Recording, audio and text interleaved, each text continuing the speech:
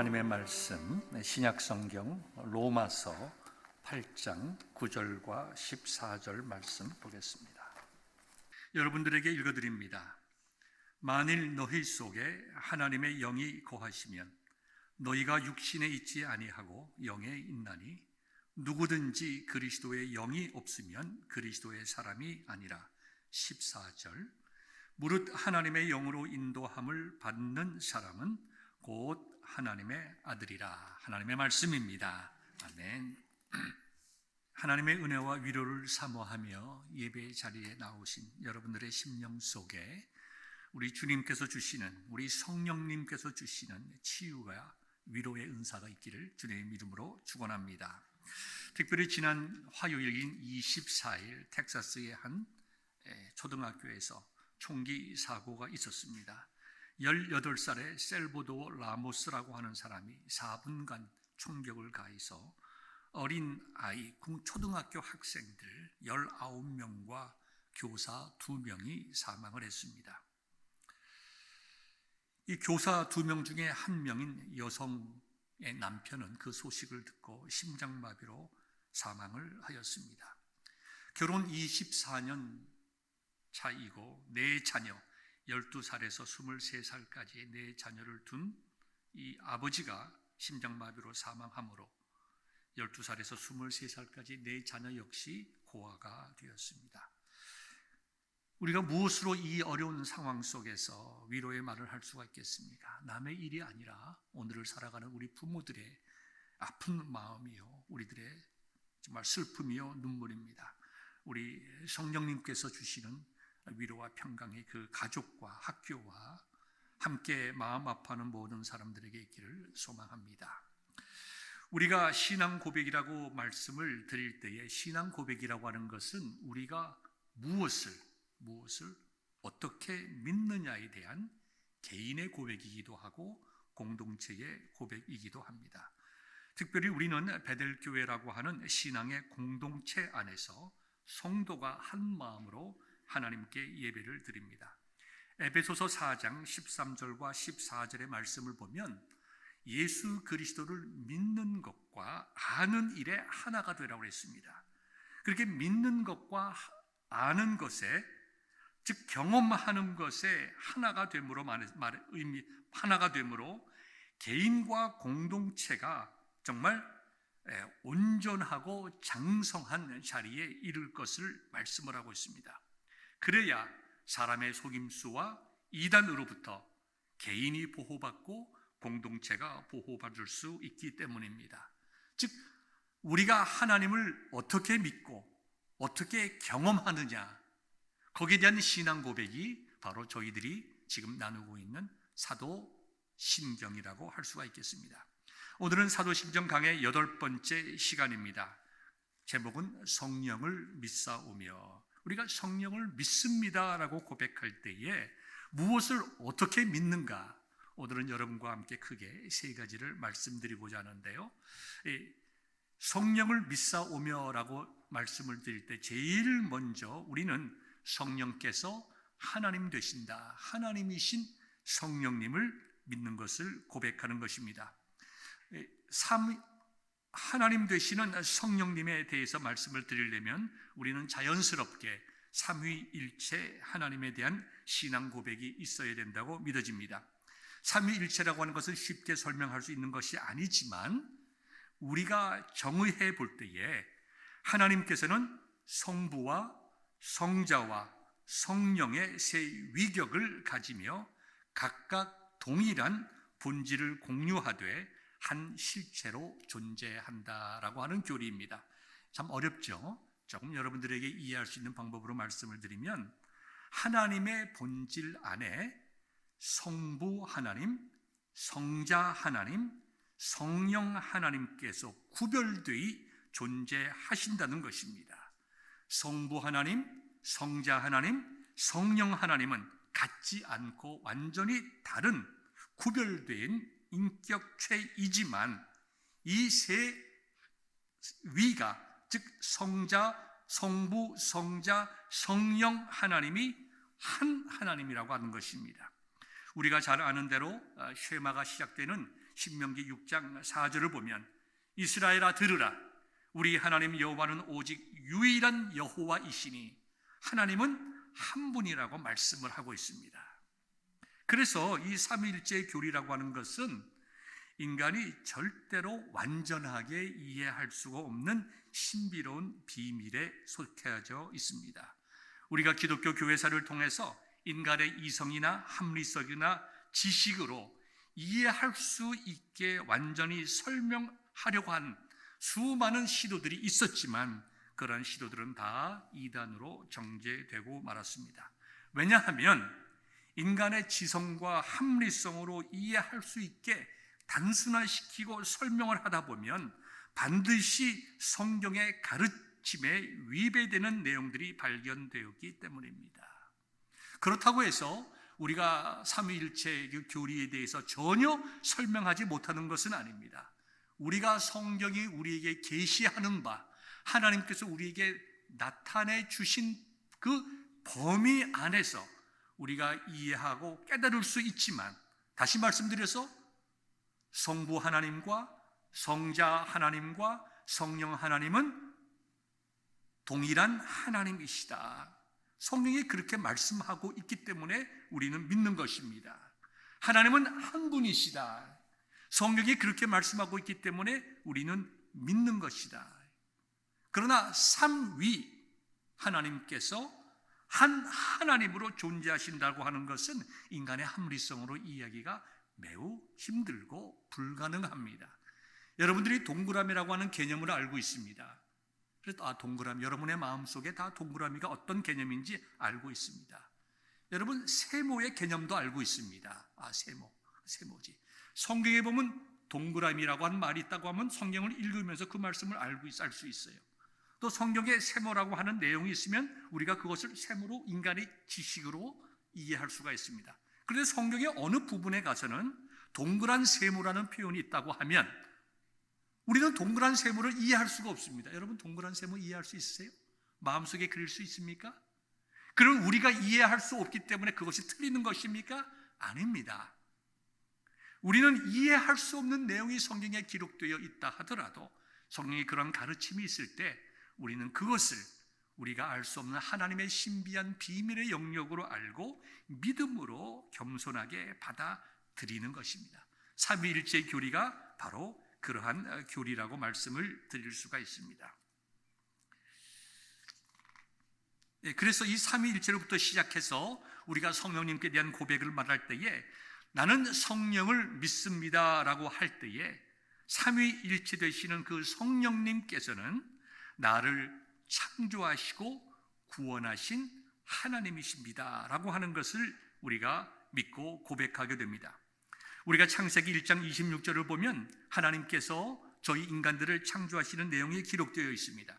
하나님이 이르시되 우리의 형상을 따라 우리의 모양대로 우리가 사람을 만들고라는 내용이 있습니다. 우리라고 하는 것은 성부와 성자와 성령의 하나님이십니다. 성부, 성자, 성령께서 각 독립되고 섞이지 아니하고 완전하게 구별되는 하나님께서 상의하에 합의하에 우리 인간을 창조하셨다는 것입니다. 하나님의 형상대로 하나님의 모양대로라고 하는 것은 동일한 의미의 말씀입니다. 이 캐톨릭에서는 그거를 구별하지만 우리가 성경 전체적인 가르침을 볼 때에 동일한 말씀으로 우리가 이해를 하게 됩니다. 어떤 의미인가 하면 하나님께서는 저와 여러분들이 하나님과 영적인 교제를 할 수 있는, 하나님을 알고 예배하고 교제할 수 있는 영적인 존재로 창조하셨다는 것입니다. 얼마나 놀라운 일인지, 얼마나 감사한 일인지. 그 창조하신 하나님께서는 우리를 보시면서 뭐라고 말씀하셨습니까? 심히 아름답다. 심히 아름답다. 하나님께서 우리를 창조하신 다음에 정말 얼마나 우리가 아름다운지, 하나님께서 정말 심히 기뻐하셨다. 우리를 창조하셨을 때에 정말 신묘막측하게 우리를 창조하셨다고 하는 것을 우리가 시편에서 우리가 알 수 있겠습니다. 신묘막측하다라고 하는 것은 영어로 성경에 이렇게 되어 있어요. fearfully, wonderfully made. 하나님께서 정말 얼마나 신기하고 놀라운지 경외의 감을 가지고 우리 자신들을 볼 수 없을 만큼 그렇게 신비하고 아름답게 만들었다고 하는 것입니다. 여러분들 만약에 그랜드 캐년 대부분 다 가보셨겠지만 그랜드 캐년을 딱 내려다 보면 어떤 마음이 듭니까? 신비하고 놀랍지만 동시에 와, 하나님께서 어떻게 이렇게 아름답고 놀랍게 만들었을까? 하나님의 창조에 우리의 마음이 서늘해지고 우리의 정말 옥짓을 여미는 그런 경외함이 드는 것처럼 하나님께서 저와 여러분들을 창조하실 때에 그렇게 아름다운 존재로 창조하셨다는 거예요. 성령 하나님께서. 거기다가 우리가 죄악으로 인해서 영원한 형벌로 갈 때에 하나님께서 저와 여러분들을 구원하지 않으셨습니까? 우리에게 구원하시겠다고 말씀을 주시고 그 말씀이 무엇인지 우리로 하여금 깨달아 알게 하실 수 있도록 하나님께서 직접 인간의 모습으로 오셨습니다. 그리고 이 하나님의 그 모든 약속을 이루신 후에 우리로 하여금 그것을 믿음으로 깨닫고 받아들이게 하심으로 우리로 하여금 하나님의 자녀가 되게 하셨다. 하나님께서는 성부 하나님, 성자 하나님, 성령 하나님께서 우리를 창조하시고 우리를 구원하실 때에 협의하시고 하나님께서 정말 질서에 따라 우리를 구원하셨다. 영어로 얘기하면 이코노미 오브 트리니티라고 이렇게 이야기할 수가 있는데요. 질서의 하나님, 성부 하나님께서 우리를 구원하시기로 계획하시고 성자 하나님께서 우리를 구원하시고 성령 하나님께서 그 성자 하나님이 계획하시고 성자 예수님께서 이루어 놓으신 객관적인 구원을 우리의 구원으로 나의 구원으로 받아들이게 하셨다라는 것입니다. 여기서 우리가 꼭 기억을 해야 할 것은 성부, 성자, 성령의 개념을 성부 하나님, 성자 하나님의 개념을 인간의 아버지와 아들의 개념으로 이해하면 안 됩니다. 유사성도 있고 다른 점이 있습니다. 유사성이라고 하는 것은 하나님께서 우리로 하여금 하나님의 구원의 계획이 어떻게 질서 있게 이루어지는가를 알려주시기 위하여 아버지와 아들의 개념을 사용한 것입니다. 아버지가 어떤 뜻을 세우고 있으면 어떡합니까? 아들이 그 아버지의 뜻을 따라 그 일을 진행해 나갑니다.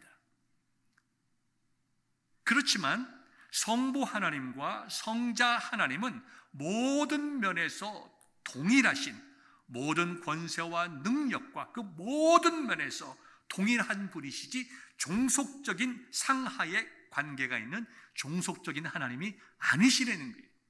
그렇기 때문에 우리의 좋은 신앙의 선배인 존 켈빈 선생은 우리에게 이렇게 얘기를 했어요.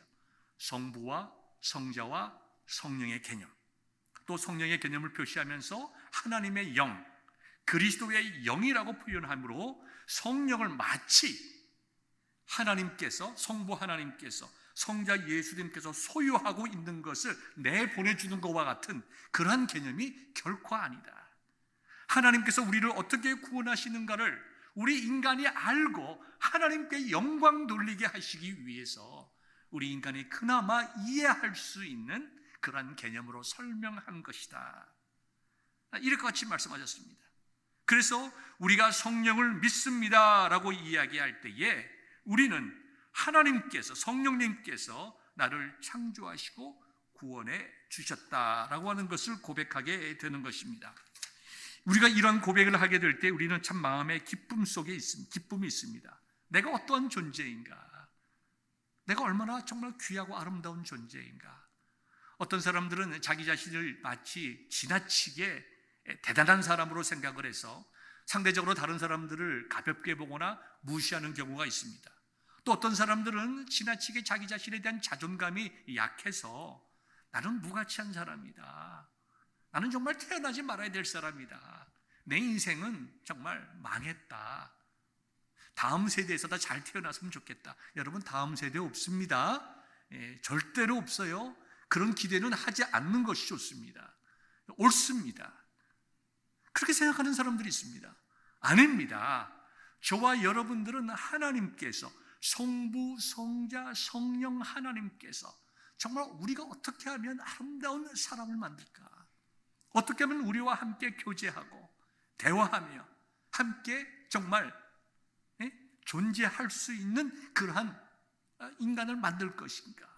하나님께서, 성부, 성자, 성령 하나님께서 상의하시고, 또 우리가 죄악 가운데 갔을 때에 우리가 하나님을 알기 전에 먼저 우리를 아시고, 우리가 하나님을 사랑하기 전에 하나님께서 먼저 우리를 아셔서 우리를 구원하시기로 계획하시고, 우리를 구원의 정말 길을 열어놓으시고, 그것을 믿고 하나님의 자녀가 되어 구원받게 하시는 그 하나님의 은혜를 생각할 때에 우리가 얼마나 귀하고 아름다운 존재인지. 여러분, 여러분의 마음속에 내가 어떤 존재인가? 나는 온 우주 만물보다 귀한 존재이다. 하나님께서 온 우주 만물보다 나를 더 귀하게 여기시고 나를 더 사랑하시고, 그래서 예수님의 인간의 모습으로 이 땅에 오셔서 완전한 인간으로서 생명 주시기까지 나를 사랑하신 분이시다. 내가 성령을 믿습니다라고 고백할 때에 하나님, 성령님, 나는 성령님 안에서 이와 같이 귀하고 아름답고 정말 영원한 하나님의 은혜를 누리고 살아가야 할 사람임을 믿습니다라고 하는 자기 자신에 대한 바른 믿음의 고백이 있어야 되는 것입니다. 이런 고백이 여러분들에게 있기를 주님의 이름으로 축원합니다. 두 번째로, 우리가 성령을 믿습니다라고 얘기할 때에 나는 성령께서 내 마음속에, 내 속에 거함을 믿습니다라고 고백하는 것과 같습니다. 오늘 우리 본문의 말씀을 보겠습니다. 로마서 8장을 보면요, 이렇게 기록이 되어 있습니다. 8장 9절, 만일 너희 속에 하나님이 영이 거하시면 너희가 육신에 있지 아니하고 영에 있나니 누구든지 그리스도의 영이 없으면 그리스도의 사람이 아니라. 하나님의 영이 무엇입니까? 성령입니다. 그리스도의 영이 성령입니다. 14절 보니까 무릇 하나님의 영, 즉 성령으로 인도함을 받는 사람은 하나님의 아들이라. 우리가 예수 그리스도를 구주로 영접할 때 많은 변화가 있습니다. 그 많은 변화 중에서 성령님과 관계돼서 말씀을 드리면, 우리가 예수 그리스도를 영접할 때에 예수 그리스도의 영이신, 즉 예수님을 증거하시는 성령님이 우리의 마음속에 거하십니다. 우리와 결코 분리되지 아니하시고 우리 속에 거하시는 거예요. 우리 속에 성령이 계시면 그 성령님은 우리를 떠나지 않으십니다. 항상 우리와 함께 하십니다. 우리와 함께 하시면서 우리로 하여금 진리이신 예수 그리스도에 대해서 더 깊이 있게 깨닫게 하십니다. 요한복음 14장의 말씀을 보겠습니다. 여러분들에게 읽어드리도록 하겠습니다. 요한복음 14장 26절의 말씀을 보면요, 보혜사라고 하는 것은 성령의 또 다른 이름인데요, 우리를 도우시고 인도하시는 카운슬링, 라이프 스팬 카운슬러 되시는 성령님께서, 아버지께서 내 이름으로 보내실 성령, 그가 너에게 모든 것을 가르치고 내가 너에게 말한 모든 것을 생각나게 하리라. 성령님께서 하시는 일은 예수 그리스도의 진리를 첫째 우리로 하여금 믿고 구원받게 하셨습니다. 그 다음에 구원받은 우리들이 하나님의 말씀이 무슨 의미인지 깨닫게 하시고 믿게 하신다고 하시는 것입니다. 요한복음 15장 26절을 보면요, 이렇게 기록되어 있습니다. 내가 아버지께로부터 너에게 보낼 보혜사, 곧 아버지께로부터 나오시는 진리의 성령이 오실 때에 그가 나를 증언하실 것이요. 성령님은 예수님을 증거하시는 분이죠. 가장 중요한 그 역할이 말씀이신 예수 그리스도와 함께 역사하시면서 하나님의 자녀로 하여금 한 예수 그리스도를 구주로 영접하게 하시고 하나님께서 우리에게 주신 이 계시의 말씀이 무엇인지 깨닫게 하시는 분이 성령이라는 거예요. 얼마나 귀한 말씀입니까? 그 다음에 그 깨닫게 하시고 우리를 진리로 인도하시는 분이 성령님이세요. 16장 13절을 보면 진리의 성령이 오시면 그가 너희를 모든 진리 가운데로 인도하시리니, 진리 가운데로 우리를 인도하신다. 즉 말씀을 깨달아 알게 하시고 믿게 하시고 말씀으로 살아가게 하시는 분이 성령 하나님이시라는 겁니다. 참 귀하고 아름다운 말씀이죠. 그 성령님이 우리를 떠나지 아니하시고 끝까지 우리와 함께 하시던,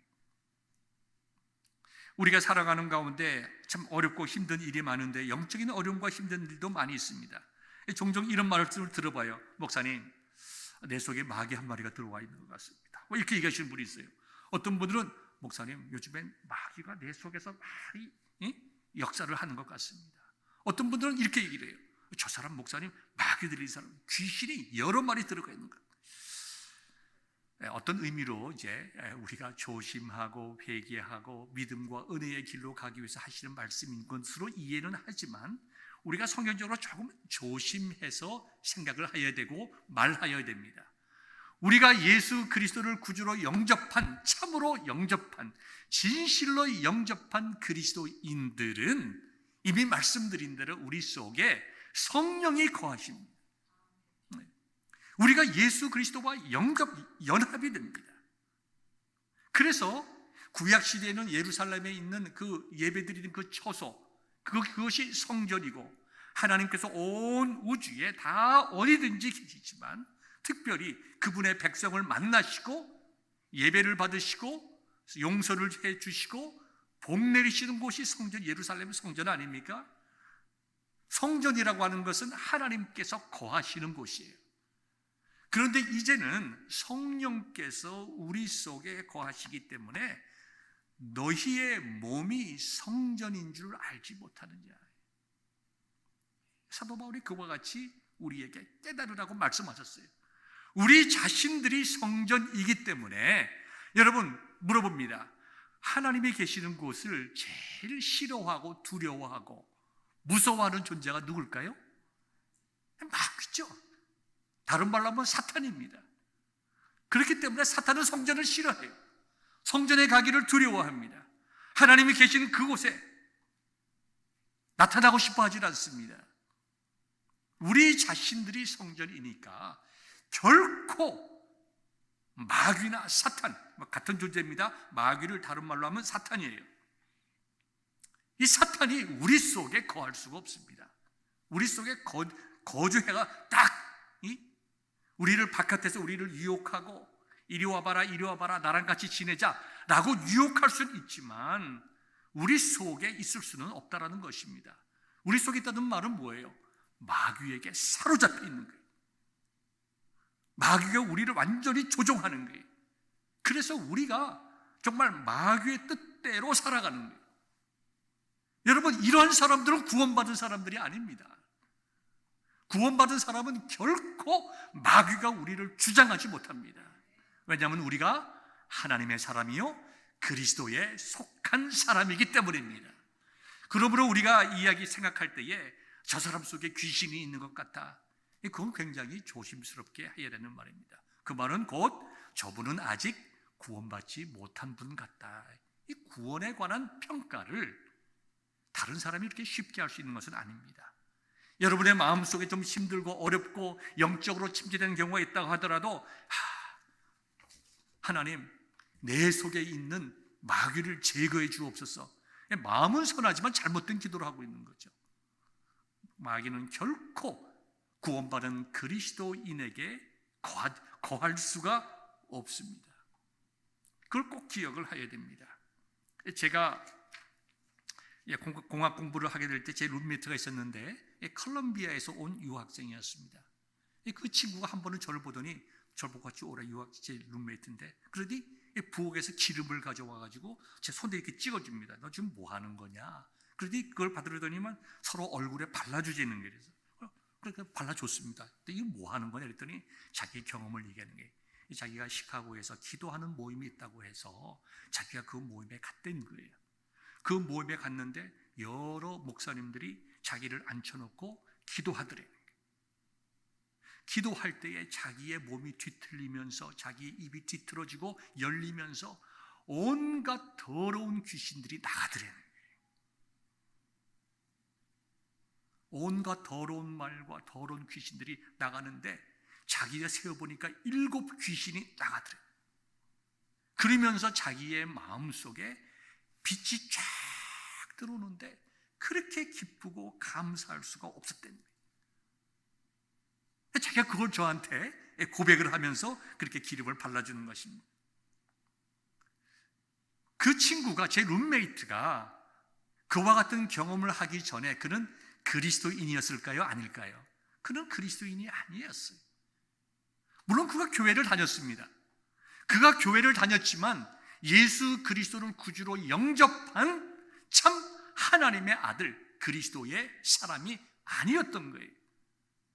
그렇기 때문에 그는 그와 같은 신비한 경험을 통해서 귀신이 떠나감을 경험하고 그 다음에 그 속에 빛 되신 그리스도가 들어오면서 예수님을 그의 구주로 고백하게 되므로 그는 하나님의 자녀가 된 것입니다. 그 다음에 전과 같이 귀신이 그 속에 거할까요? 결코 거할 수가 없습니다.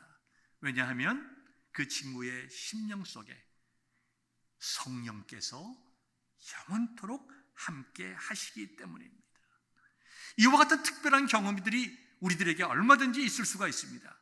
그러나 대부분의 경우에는 그와 같은 특별한 경우가 아니라 하더라도 우리는 빛 대신 하나님의 말씀이 우리의 마음과 인격을 통하여 순수하게 믿어질 때에 우리는 성령께서 우리 속에 계시다고 하는 것을 성경의 증거를 통하여 믿고 고백하는 것입니다.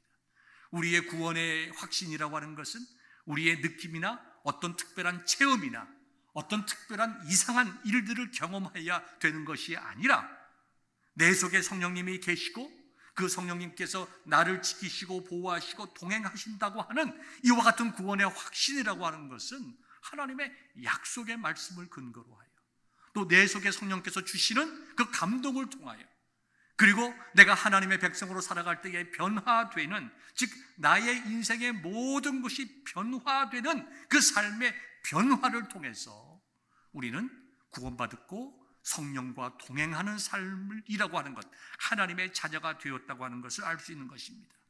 여기 삶의 변화라고 하는 것은 어떤 도덕적이고 윤리적인 삶의 변화, 착하게 살아가고 거짓말하지 아니하고 도둑질하지 아니하고 간음하지 않고 이와 같은 외적이고 육체적인 죄를 이야기하기보다 근본적으로 내 삶이 변화되는 거예요. 여러분들에게 여러 번 말씀을 드렸지만 내가 왜 살아가는가, 내가 누구인가, 내가 무엇을 향하여 가는가, 내가 어떤 가치를 위하여 살아갈 것인가, 그것이 예수님 믿기 전과 후가 완전히 달라지는 것이 삶의 변화라는 것입니다. 다시 말씀드립니다. 우리가 예수님을 믿고 구원받았다고 할 때 그 증거가 3가지. 구원의 확신은 하나님의 말씀, 그 다음에 성령의 내적인 증거, 3번째 삶의 변화인데 이 삶의 변화라고 하는 것은 우리의 인생관 자체가 달라지는 거예요. 여러분들에게 말씀을 드릴 때에 여러분 왜 사십니까? 무엇을 위하여 사십니까? 어떤 삶을 살기 원하십니까? 대부분 사람들이 대답을 못해요. 뭐 그렇게 어려운 것을 물어보십니까?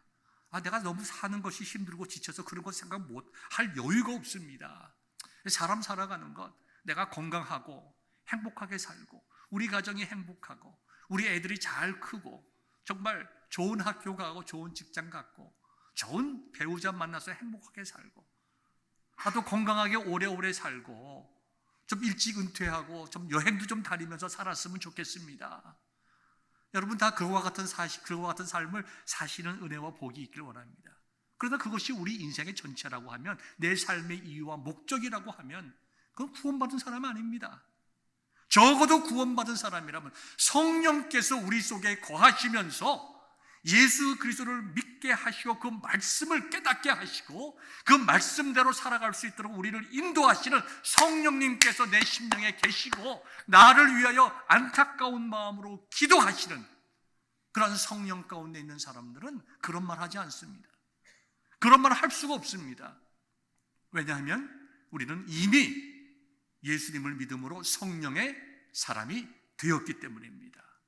어떤 생각을 할까요? 어떤 마음을 가질까요? 우리의 삶은 하나님 나라를 향하여 가는 삶입니다. 이 땅은 잠시 있다가 사라지는 안개와 같은 곳이고 나는 나그네와 같은 삶을 살아가는 것입니다. 하나님께서 나에게 이런 소명을 주셨습니다. 하나님 나라와 하나님의 의로움을 위해서 나에게 주신 특별한 사명이 있습니다.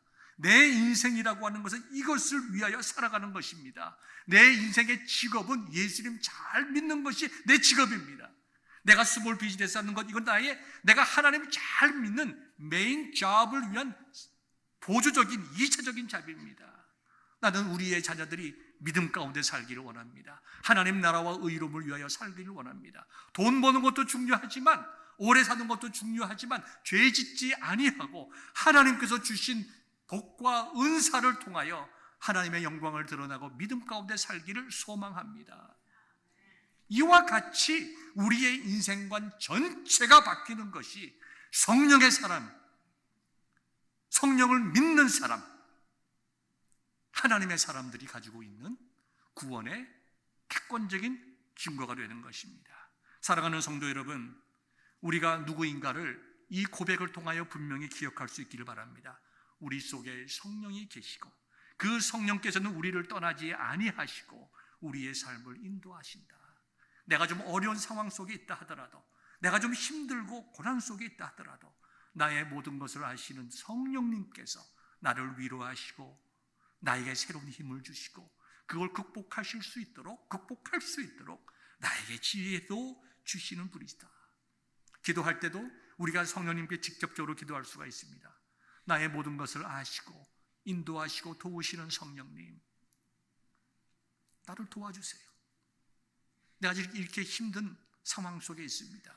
성령님, 진리의 말씀을 깨달아 내가 환경에 좌우되지 아니하고 말씀 가운데 바른 삶을 살아가게 하시고 그 삶을 살아갈 수 있도록 지혜와 힘을 주옵소서.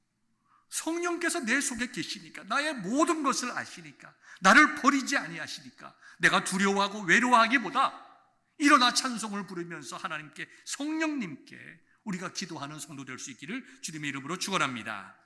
그뿐만 아닙니다. 우리가 말씀을 읽을 때에도 성령님, 제가 하나님의 말씀 진리 되신 예수님에 관하여 읽습니다. 성경에 기록된 대로 예수님께서 하신 말씀이 성경에 나타나 있는 빛 되신 그리스도, 진리 되시는 그리스도가 나에게 이 시간 어떤 의미로 다가오는지 깨달아 알 수 있게 하옵소서. 진리를 깨달아 알 수 있도록 성령님의 도움을 구하는 기도를 하고, 그 다음에 성경을 읽은 뒤에는 성령님, 이 말씀대로 제가 살아낼 수 있도록 은혜와 능력을 주옵소서. 정말 우리의 삶 속에서 가장 정말 밀접하게 우리의 삶을 인도하시는 성령님, 그 성령님을 사모하고 그 성령님을 의지하고 붙잡고 승리하시는 저와 여러분들 될 수 있기를 주님의 이름으로 축원합니다. 세 번째로, 우리가 성령을 믿습니다라고 고백할 때는 성령님께서 나의 삶을 거룩하고 풍성한 삶으로 인도할 줄 믿습니다라고 하는 고백입니다. 저와 여러분들은 염세주의자들이 아닙니다. 세상은 참 죄악된 세상이다, 내가 빨리 죽고 천국 가야 되겠다, 이거 좋은 생각 아닙니다. 하나님 기뻐하시는 생각 아닙니다. 천국의 성국을 소망하는 것은 귀한 생각이지만 우리가 이 땅에 살면서도 천국을 경험할 수 있기를 기도할 수 있는 성도님들 되기를 바랍니다. 천국이라고 하는 것은 하나님의 주권이 선포되고 이루어지는 곳입니다. 그렇죠? 우리가 죽은 후에, 예수님 재림하신 후에 정말 새 몸을 가지고, 변화된 몸을 가지고 가는 정말 완성된 천국, 성경은 그것을 새 하늘과 새 땅이라고 말하고 있습니다. 그 영원한 천국에는 정말 하나님의 완전한 통치가 이루어집니다. 그러나 우리가 이 땅을 살아가는 동안에도 우리의 심령 속에 성령께서 하나님께서 나를 통치하심을 경험케 하십니다. 그래서 예수님께서 천국은 어디 있다고 그랬죠? 너희의 마음속에 있느니라. 하나님의 뜻이 내 삶을 통해서 이루어질 수 있도록 도우시고 내 삶이 풍성해질 수 있도록 도우시는 분이 나와 함께 하고 있다는 것을 믿어야 하는 것입니다. 이것을 다른 말로 하면 성령의 충만입니다. 성령의 세례와 성령의 충만은 다릅니다. 우리가 오늘 이것을 좀 기억합시다. 오늘 예배 후에 있을 이제 성경 공부에서도 자세히 다루겠지만 짧게만 말씀을 드리면 성령 세례라고 하는 것은 진리 되신 예수 그리스도를 믿음으로 구원받아 하나님의 자녀가 되게 하시는 성령님의 역사를 성령 세례라고 합니다. 그러니까 하나님께서 하시는 거예요. 성령께서 하시는 거예요. 우리가 하는 일이 아니라 하나님께서 온전히 100% 은혜로 우리로 하여금 예수님을 믿도록 하시는 그 성령님의 일을, 그 역사역을 성령 세례라고 하는 것입니다. 그러므로 우리가 예수님을 믿었다고 하면 진정으로 예수 그리스도를 믿고 구원의 확신을 가지고 그 구원의 확신의 근거가 나의 감정이나 느낌이 아니라 하나님의 말씀과 성령의 내주하심, 성령의 감동과 삶의 변화라고 한다고 하면 그러한 고백이 있는 사람, 참 구원받은 사람은 이미 성령 세례를 받은 것입니다. 어떤 분들은 제가 유학 생활에 있었을 그 콜롬비아 룸메이트의 경우와 같이 특별한 경우도 있지만 대부분의 사람들은 그와 같은 특별한 경우 없이 우리의 삶이 변화되는 것, 예수님을 믿게 되는 경우들이 많이 있습니다. 그런데 종종 예수님을 이미 믿고 신앙생활 잘 하시는 분들 중에서 큰 은혜를 받았을 때에 내가 성령 세례를 받았다. 집사님도 성령 세례 받아야 돼. 불세례를 받아야 돼. 그래야 변화되는 거야. 그래야 다른 영적인 세계로 들어가는 거야. 방언도 하고 이런 걸 해야 그게 그때야말로 이제 신앙의 세계로 들어가는 거야. 어떤 의미로 얘기한 줄 제가 어느 정도 이해는 하지만 정확한 표현은 아닙니다. 정확한 표현은 성령 세례라고 하는 것은 예수 그리스도를 믿어 구원받게 하시는 성령님의 역사하심을 성령 세례라고 얘기를 하는 거예요. 다른 말로 해서 불세례라고 하는데 이 불세례라고 하는 것은 우리가 정말 느낄 수 있는 감정적으로 체험적으로 느낄 수 있는 뜨거움을 얘기하는 것이 아니라 우리가 하나님을 알지 못할 때에 하나님을 대적하고 사탄의 뜻 가운데 살아가던 우리의 그 모든 죄악들이 완전하게 불태워지고 우리로 하여금 우리 영이 살아서 하나님을 나의 아버지라고 고백할 수 있는 그 능력과 완전하게 죄 사하여 주심을 상징적으로 불이라고 하는 것입니다. 그래서 성령 세례와 불세례는 같은 의미입니다. 내가 불처럼 뜨거움을 느낄 수도 있고 느끼지 않을 수도 있어요. 그것이 내가 느끼는 경험과 체험이 중요한 것이 아니라 변치 않는 진리의 말씀인 하나님께서 하시는 말씀이 무엇인가, 거기에 우리의 신앙에 초점을 준다고 하면, 우리의 무게중심을 둔다고 하면 이러한 문제들은 아주 쉽게 해결이 될 수가 있습니다. 그렇게 성령 세례를 받은 우리들이, 즉 성령 세례를 받게 되면 성령께서 우리 속에 거하시면서 우리로 하여금 성령 세례뿐만 아니라 더 깊은 은혜에, 깊은 하나님의 신비한 삶, 그 속으로 우리를 인도하시는데 그것을 우리가 성령 충만이라고 이야기하는 것입니다. 그 성령 충만한 가운데 또한 성령 충만함이 이르게 할 수 있도록 우리 각 사람들에게 은사를 주세요. 고린도전서 12장 1절부터 11절까지를 보니까 우리들에게 가장 좋은 은사를 선물로 주셔서 우리가 믿음의 공동체로서 서로가 서로를 도와가며 서로에게 힘과 격려가 되어가면서 주님의 몸된 교회를 세워나가고 서로가 서로에게 성령 충만할 수 있도록 격려하고 위로하고 인도하며 땅끝까지 정말 나가서 성부와 성자와 성령의 이름으로 세례를 주고 그 예수 그리스도의 말씀을 가르쳐 성숙한 그리스도인으로 만들어 나가는 그 일을 감당할 수 있도록 우리에게 성령의 은사를 주시는 거예요. 그리고 우리로 하여금 에베소서 6장 18절에 기록된 대로 성령의 충만함을 받으라라고 말씀하실 때에 그 성령의 충만한 것은 내가 거저 가만히 있어서 받는 것이 아니라 성령의 충만함을 주십시오라고 기도함으로만 받는 것이 아니라 우리 속에 이미 내재하고 계시는, 우리 속에 존재하고 계시는 성령님께서 말할 수 없는 탄식으로 우리들에게 두드려 주세요. 진리의 말씀으로, 하나님의 말씀으로, 예수 그리스도의 십자가의 복음으로 우리를 흔들어 주세요. 그 흔들어 주실 때에 어떻게 성령의 그 충만함을 받느냐? 내 자신이 그 말씀 붙잡고 첫 번째 회개하는 거예요. 두 번째 그 말씀대로 살아내기 위해서 하나님의 은혜를 간절하게 구하는 거예요.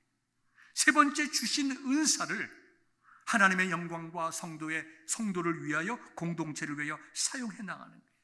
이럴 때에 우리의 신앙의 상태가 하나님의 말씀을 내가 기쁨과 감사함으로, 때로는 그것이 나에게 아픔과 무거운 십자가가 된다 하더라도 찬송하며 그 십자가의 무거운 짐이라도 지고 갈 수 있는, 말씀대로 살아낼 수 있는 영적인 상태에 도달하게 되는데, 그것을 성령의 뭐라고요?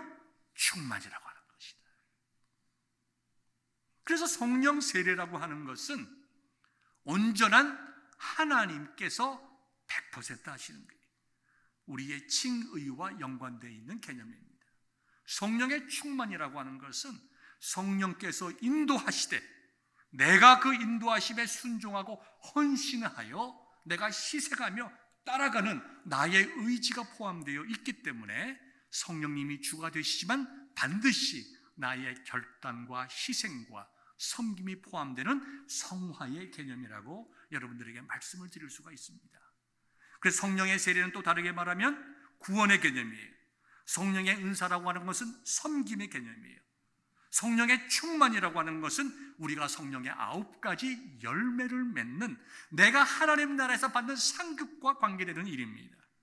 그래서 내가 성령을 믿습니다 라고 고백할 때에 내가 예수 그리스도를 구주로 고백했다는 것뿐만 아니라 나에게 주신 가장 좋은 은사들이 주님의 몸된 교회를 위하여 사용될 수 있도록 나를 써주심에 대한 감사함으로 고백되고, 내가 성령을 믿습니다라고 얘기할 때에 성령께서 나로 하여금 복되고 풍성한 삶, 승리의 삶, 상급의 삶을 살아감으로 마지막 때 우리가 주님 앞에 섰을 때에 큰 은혜와 칭찬받는, 상급받는 성도로 만들어 가심을 내가 믿습니다 라고 고백하는 것입니다. 성령님은 얼마나 귀하고 아름다운 분이신지 모릅니다. 저는 이렇게 좀 여러분들이 가장 좋은 방법은 아니지만 조금 우리가 이해할 수 있는 방법으로 설명한다면 이런 것 같아요. 성부 하나님께서는 우리들에게 자동차를 주셨습니다. 자동차를, 멋진 자동차를 우리에게 주셨어요. 성자 예수님께서는 우리에게 거기에 기름을 넣어주셨어요. 달려갈 수 있도록 기름을 넣어주셨어요. 자동차를 만든 그 성부 하나님의 뜻대로 멋지게 달려갈 수 있도록 기름을 주셨어요. 성령 하나님은 우리에게 그것을, 우리가 정말 믿음을 가지고 그 운전을 잘하게 해서 정말 복된 삶을 누리도록 우리에게 키를 주시는 것 같아요. 여러분 이해가 되십니까? 그래서 우리의 삶 속에서 내 인생을 정말 성령께서 인도하시는 대로 따라서, 성령의 주시는 위로와 은혜를 따라서 내가 순종하고 행복한 삶을 살아갈 수 있도록 앞에서 인도하시는 분, 위로하시고 지켜주시는 분, 나를 복되고 상급의 길로 인도하시는 분, 성령님께서 나와 함께 하심을 믿습니다. 이와 같은 고백이 내가 성령을 믿습니다라고 하는 그 말씀 속에 있는 것입니다.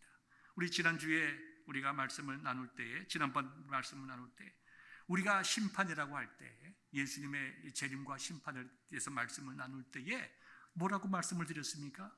심판은 두려운 것이 아닙니다. 심판은 첫째 부끄러운 것입니다. 왜요? 우리의 죄악들이 다 드러나게 될 것이기 때문에. 하나님께서 시간이 매우 걸리겠다. 수많은 수십억의 사람들의 죄를 다 드러내려면 얼마나 많은 시간이 더 걸릴까. 여러분 그 걱정하지 마세요. 그런데 우리의 시간의 개념과 하나님의 시간의 개념은 달라요. 한순간에 모든 사람들이 다 알 수 있도록, 밤과 낮의 구별이 우리에게 있지만 모든 사람들이 동시에 예수님을, 제 이름을 알 수 있도록, 모든 사람 앞에서 우리의 죄가 다 드러나게. 그때 여러분들이 제 옆에 안 계셨으면 좋겠어요.